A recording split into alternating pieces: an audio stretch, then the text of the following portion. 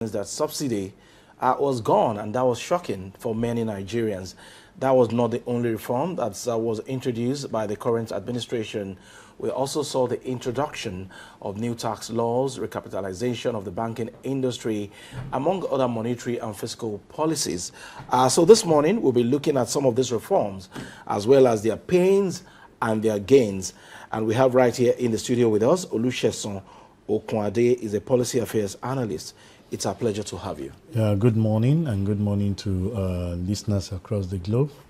Glad to be with you. Happy New Month also. Happy New Month as Thank well. you. So before we talk about some of those reforms, their gains, their pains, was it true that Nigeria's economy was at a breaking point when President Bola Ahmed Tinubu took over the mantle of leadership, and that some of his reforms and actions that we have seen were actually taken to salvage the situation then?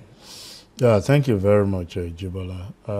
With all sense of sincerity, the major one that we had the announcement during the inauguration of our president, Asiwaju Bola Ahmed Tinubu, speaking to subsidy, was something that was a lot of us asked ourselves the question, the sustainability of it, knowing fully well that at a point in time, last administration have actually used our major source of income in borrowing to sustain a lot of things that are going, and subsidy was actually part of it.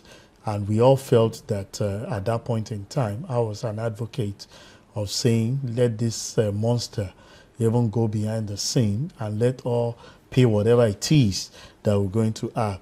But there were certain things that we put behind the scene for this administration, in as much as we give them the credit of saying subsidy was gone then at that point in time, to say what were the measures that were actually put in place. You know, it was during the coming in of this administration, we had the two refineries were actually announced that they will come up, the Warri refinery and Port Harcourt refinery.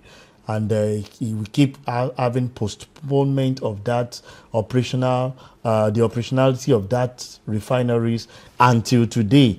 We had no clue, because a lot of things we expected would have happened is that would have complemented what Dangote was actually doing, and government could use that to relieve the burden of the people. But be it as it may, a lot of us even accused Mr. President then, because he came in like 2-3 times telling us that the refinery will come up, it will come up, and it never came up until now.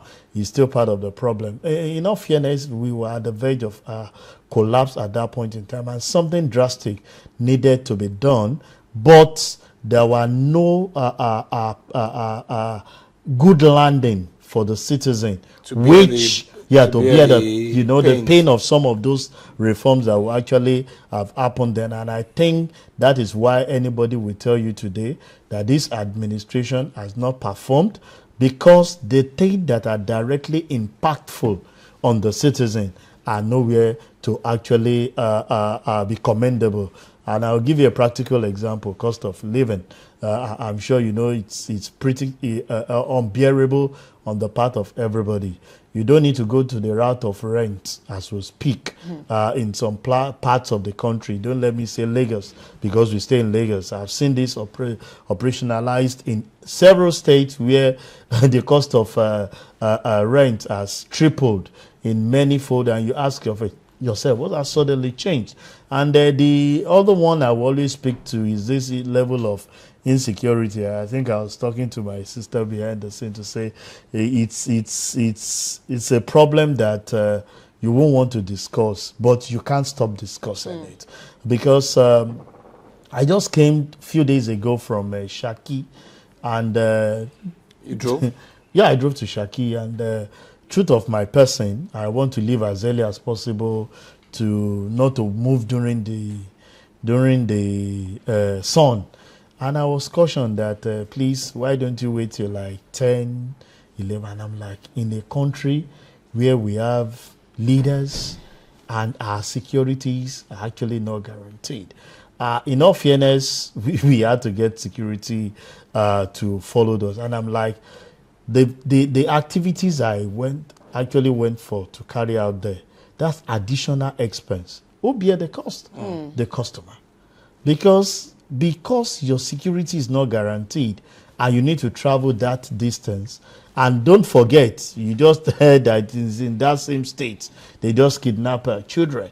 And before I even left Lagos, I heard about a farmer that was not pronounced in a well-to-do farmer in that area that was also kidnapped, and they got ransom before he was released. So when I was leaving, a lot of people were like, is it a must that you must go? But business must continue. So those are part of the things. So you can imagine, for my kind of business, I travel a lot.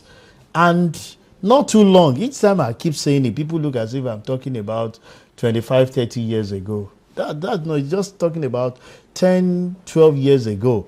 I can move from Lagos to Ibadan to Akure, from Akure, connect the south to the north, and it's purely by road. I move from Lagos to Jos, Lagos to Abuja, Lagos to Enugu by road.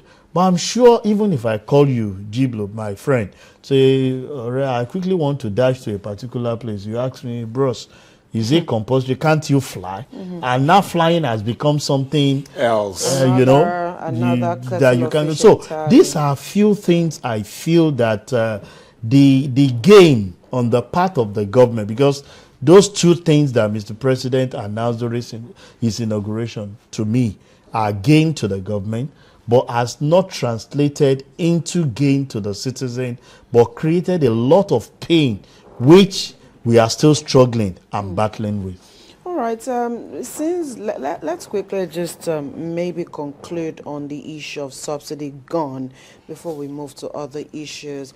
Like you rightly said, a lot of people have given kudos to this administration for having the political will to even take that decision.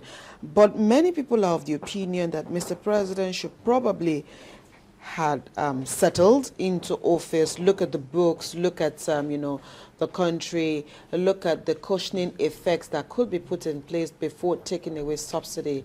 Perhaps if that had been done, then maybe Nigerians would have been able to deal better with the situation. Do you also share in that opinion, or do you think him coming and saying subsidy gone was the best way to have dealt with that situation? Or if he had done it better, perhaps would the pain still be this much? Yeah, I think I will share the sentiment of people that said Mr. President should have taken some maybe weeks or months to study things. Put your leg into the water to have a feel of what it looks like. Right. And I looked at as a calculative error, personally, on the part of Mr. President. Why do I say this? When you are outside the scope of things, it's different from when you are in it. Because there are certain dynamics that you might think with plug and play. It's just like some of the equipment we make use of here. People can look at you and say, what exactly are you doing? Is it not to put this thing here? And when you put it here, you say one or two things and everything start working. And you just get in there. The people that understand the rationale start putting one or two things together and you start asking yourself, is this thing that difficult? Right. And I think that's what actually happened. I share the sentiment that I was expecting that the first 3 months, which is like a quarter, should have been an opportunity for Mr. President to actually study things. But I asked myself the question, if he took that 2-3 months to study and he discovered that it is the same thing, don't forget that even the last administration, Buhari, made the effort to say we'll remove the subsidy. Absolutely. But I'm sure on studying the terrain of things that if I remove this thing, how do I manage this? Right. That was what gave Mr. President to say, whether we'll do it or whatever will come out of it, let me first say it and we'll move on. Right. That was the boldness that I actually, because I asked myself the question too, is very much possible that the approach we consider for Mr. President to have had a study of 1 to 3 months of how it looks like, he might end up to say, guys, I'm not sure I can do with this that I've seen in these first 2-3 months, if we remove this subsidy,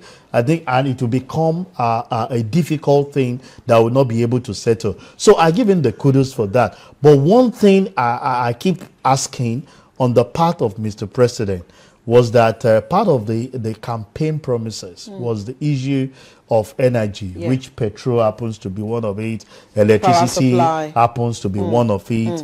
I remember that clips. I keep watching it because I have it saved somewhere to say, Elo Fokonbale, you know, Amagbewale. And today people are asking me the question, when are we going to Bewale? Because rather, is it that reversed was the Bewale was opposite, Besoke, that we did not hear very well. Right. Because appreciating the fact that subsidy was gone was something that we applauded Mr. President for. You looked at it that by now, after 3 years, we should have been looking at gains of reducing, you know, the pains of the people. Right. And part of the thing a lot of people have asked the question is that if Dangote can take within 5-6 years to set up, that's an individual, what is why the government cannot have its old refineries, you know, brought back to mainstream and producing, you know, the fuel? Because I can tell you, it's the demand and supply. If we have 4, or let me say 3 of the refinery functioning and competing, or, you know, working in collaboration, because I don't like the word saying competing, collaborating with Dangote supply, we'll have more supply into the system. And what that automatically does is that it will crash the price. That is the forces of demand and supply. But as we speak, whether we like it or not, Dangote is a businessman. Absolutely. And he has the stakeholders, the shareholders to fulfill their obligation. But for government, it's a social contract, which you must fulfill to the people. So there will be a common ground where government can come out and say, okay, this particular product that we're actually producing, it's going to be at this particular rate. They might even be saying not making any gain. But I can tell you that Dangote will not come out and tell you that he's selling at the actual cost price. There must definitely be a margin. Profits, a margin, so that he can actually give 1 or 2 things to the shareholders that have invested in that organization and repay back some of the loan. But on the part of the government, you can use other things to cushion the effect of the margin is actually put in. I can tell you, if you look at the liberalization we've gotten, a lot of people don't mind ordinary 5 naira. You see some people selling at 1,310. Yeah. Some are selling at 1,315. Yeah. Some are selling at 1,320. It makes a lot of difference. That 10 naira, I'm one of the people that looks out for a good filling station, selling at a reduced rate. And you can imagine when you are buying 60 liters into your car and you are saving 10 naira per liter. It's something as your gain. So I feel some of those things we have considered as gain, because the removal of subsidy has given more finance to the government. And that's why today, no state will complain that this administration is bad. Right, because it's more money for them. Enough that Absolutely. They can actually make use of. But the problem we now have therein is that a lot of them are complaining that the value of money before this administration and now cannot be measured. And I ask the question, what are the things that you're actually doing to cushion the effect of some of the things I'll do? I'll give a practical example of this insecurity we are talking of in Lagos. Not too long, I think about 3 weeks ago, I traveled to one of the suburbs. I will call it suburb in Lagos, extension of Ikorodu, where we have this school, government school. Is it Igbo Kuta or Igbo Nla? You know, when you leave Model College, where you have the model college. And kudos to the government. I was able to see this neighborhood watch in that environment. There are security in that environment. If you go to some of the states where these attacks are actually happening, it's not happening at the center. Nobody will come to K2 to come and attack if you want to attack in Lagos. Yeah. You go to suburb where there are non-governance, no security. There are some areas where they don't have the presence of police. When it happens, it happens. And that's why I said, if we can take some of the models that we have in Lagos by securing our neighboring, our borders. From some of these attacks, you have people. Because when those security are there, if you go to those areas I'm saying, those are areas where we can practice farming. Yeah. So if there are Expanse security of persons, land. there are expanse of land there. Go to Ekpe. These are places where you can actually carry out agricultural produce in such a way that you can give back even to the urban center. Right. But situation where that area is so porous and everybody, a friend of mine traveled to a state, and I can tell you that the whole village are already migrating to city. You can imagine, those are the people that their common business is farming. Absolutely. Okay. And those are areas where I feel that if we are holding the government, the federal government, accountable to certain things, some of the gains on the part of the state should be used judiciously in even providing security yourself. Even if they don't enact the state policing, start policing yourself, because what that does for you is that you are going to have more economic gain on your part, and people can sleep with their two eyes closed and be able to be more creative in the things that they are doing. All right, Sheson, even though the error on the removal of subsidy had been made, the federal government then did promise some social nets program for Nigerians, CNG buses, money transfer. Do you think those safety nets were enough to cushion the effect of the subsidy removal on Nigerians? And then a layer of the economic reforms introduced by this government, which is the tax law, is it making any impact so far?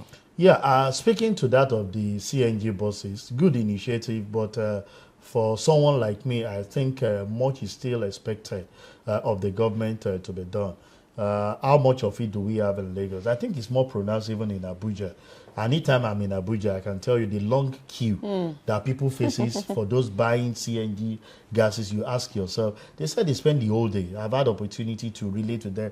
They spend the whole day, even though it's economical for them. But they spend the whole day to have access to buy the CNG gases and use the other day. So what I ask myself as a business person, if I use the whole day to queue for that gas, you lose a day already, and I must use something to compensate for that loss that I had yesterday. So and that's why I feel that, and it's the commuters that were actually paying that. And that's why I feel that we need to have an expansion of that. We know that most of the buses of our government these days seems to be operating on the CNG. But I put this even across to some of the state government. How many of individual vehicles, official vehicles, of some of the people that are in the state are already being converted to CNG? If that is done, the question is, you must be able to put side by side when we were actually using petrol and now that we are on CNG.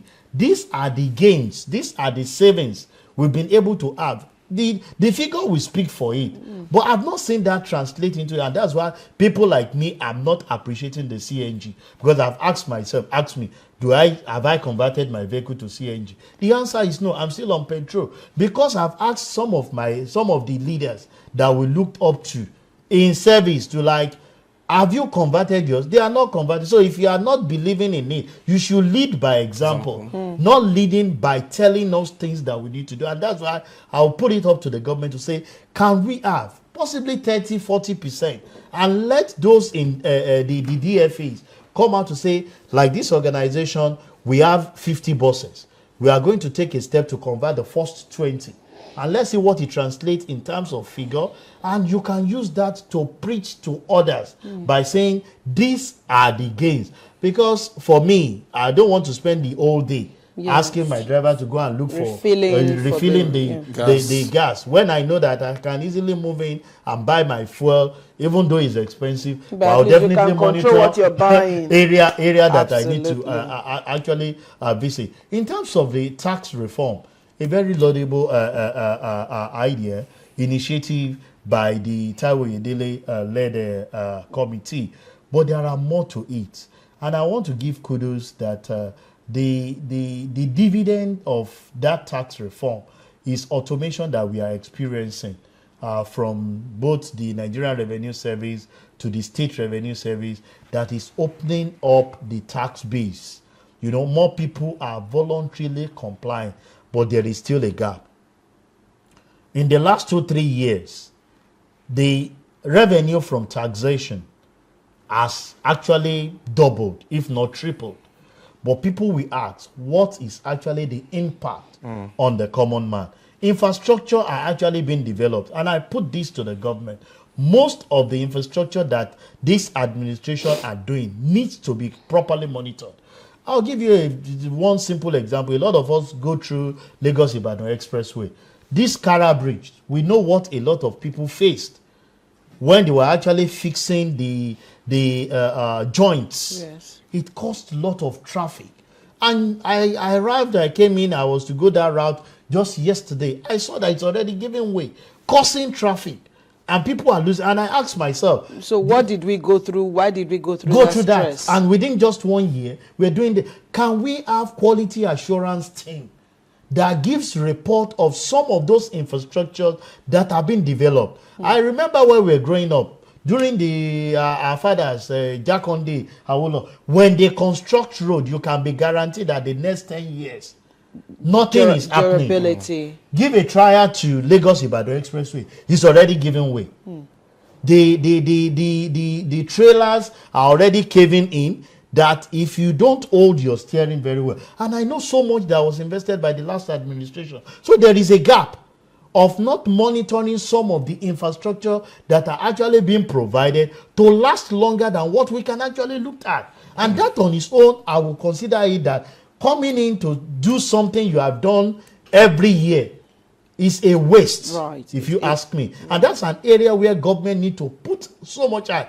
If the contractors are failing, there must be consequences to some of those things that are actually doing. Because you can look at it, that thing that has actually given way will cause accident. It will cause slow.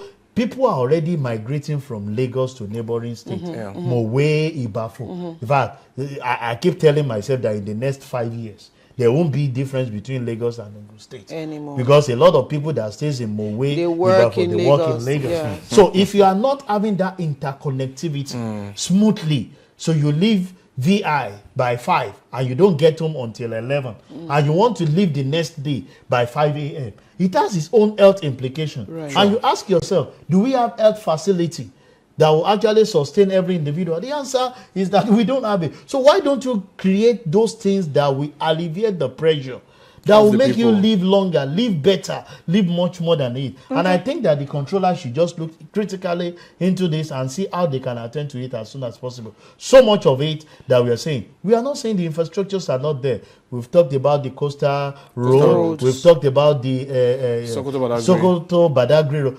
Those things are there, but I have concern on the quality of projects delivery being delivered by the vendors, which should be properly monitored. Let's quickly look at one of the gains also by this administration when they came in was the unification of the naira, the forex market. If you look at what was done now and the stability of the naira as we speak, as well as the unification of the forex, how would you rate the success story within the 3 years of that particular stretch?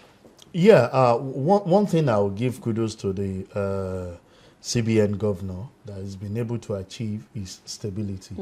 For every businessman, you can have a walkthrough plan of a year, 2 years, understanding the fact that this is the rate. There is not going to be any surprise to spike up, and that guides a lot. Because if I'm going to give you a quote of things to do now, you may not implement it as we speak, but you should be able to say that this quote I'm giving to you has a lapse time of about 3 months, 6 months, because you understand the implication of saying that there is stability in some of the things that you're going to procure via the foreign exchange. And I think I give kudos to that, but there is more to it that people are actually asking for. We've been between 1,300 and 1,005 in the last few years. But people are asking, at what point are we going to enjoy that which will come below 1,000 naira? But I mean, these things are also global. It's not just a Nigerian factor if you look at issues. And I think that, just like you said, in the last 3 years, I don't think it has over 1,350. Yeah, we've been between 1,350, 1,500. Yeah. Yeah, I know that was the time we were at 1,005. But you know, part of the thing, if you say it's a global problem, a lot of things that other countries are doing is that they are domesticating some of the things that they are doing. Right. How productive are we? China does not care whether dollar goes up or down, because most of the things their economy we have is first. Most of the things we have in this country, we have the natural resources, we have the human capital.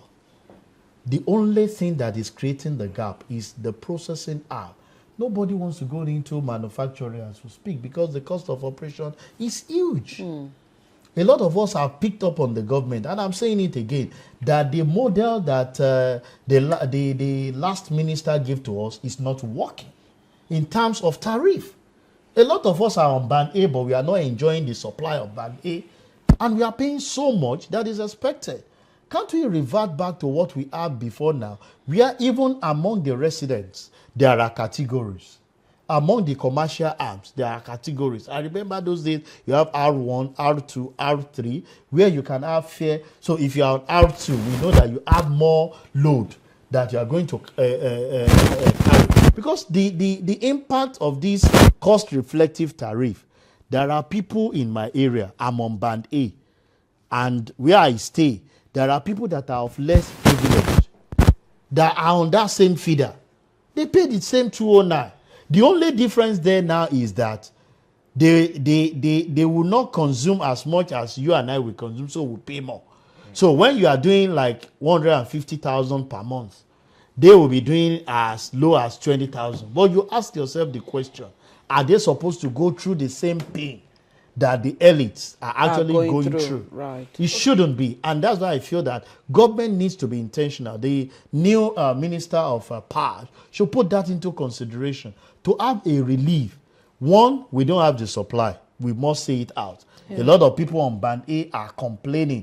And so the generation itself has issues. Even the transmission. Up till today, we are asking, where is the Siemens project? How far have we gone? I'm sure you know during the last administration, that was a major project for the Buhari administration that they concentrated on. Where are we? Nobody's saying anything about it. So if you generate so much as we speak, and you don't have the transmission gap to wield it to the end user, which you and I belong to, and even in the disco, a lot of us thought that privatization will bring kind of a lot of things here and there.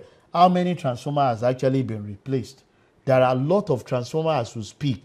Even if we have power supply 24/7, they will give way because they have aged. And we expect that proper monitoring will be given, several investment into this power sector, because that is the way to go. There are two things I always ask from Mr. President from now till next, is just work on security and give us power. Okay. Average Nigerian will give the deliverable that is expected of them. All right, Sheson. Also part of the gains of the economic reforms of this government is the recapitalization of the banking industry. What value would you say that has also added to the economic plans and growth of the current administration? Yeah, part of the gain of the recapitalization is that the banks will be more liquid. They have more capital base to borrow, because part of the issues we had is that with the increase in our foreign exchange, you discover that the old 25 million per bank was actually not working. There is no how, if you have a capital base of such, that you are going to be able to borrow and lend to other people. And what this has done is to open the platform. They are more, liquid in such a way to offer the business that they are actually out there to offer, which is providing finances for businesses out there and be able to compete with their counterparts, across the globe. We are not there yet, if you ask me, because a lot of things we still have a lot of shortfall that most of the financial institutions have to have collaboration with the foreign counterpart before they can carry out few of these. But the capitalization is giving them an edge. So the people that are out there have the confidence that, well, if they have a handshake with some of these financial institutions, they can definitely move things further than where we are. So we expect that this will translate into more borrowing for people at a very reduced interest rate for people to be able to carry out businesses. And above all, the part that speaks to the startup, I think we should be more intentional about it to make sure that indeed our youth cannot continue to be living this country all in the name of no finance to actually execute some of their God's-given idea. If you've traveled out of this country, and I'm sure if you look behind the scene of some of the success stories of some of the people out there, it's more of Nigerians. Either they are giving back there or they've migrated out there, and you see a lot of things that they are actually doing. What is actually the difference? It's because there's a system that works and they have the backing of their government in making available enabling environment, finances to make things happen.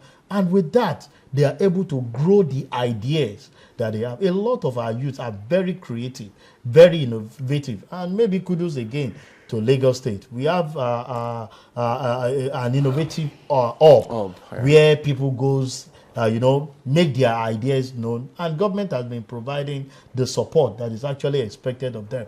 This we can translate, because I keep telling people, because Lagos is working, a lot of people are migrating to Lagos. Yeah, and it's putting a lot of pressure. Can we have a template where we replicate some of the things that are happening? When you are the governor's forum, can we talk to one another? Area of collaboration that I can decide.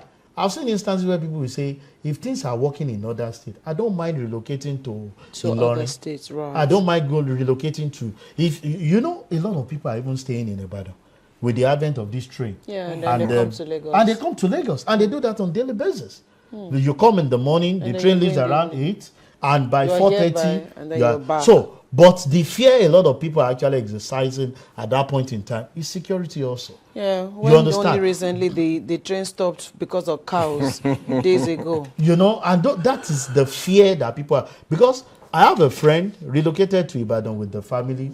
He works in Lagos, and he will tell you the cost of accommodation cannot be compared. Right. The cost of schooling cannot be compared. So he has more savings. He goes through the stress of coming via the train. But at least the family is there. But the family is there having a lot of things for them. So we can have, this synergy within states in the southwest where we can have a model. What stops me of going to stay in Ondo State?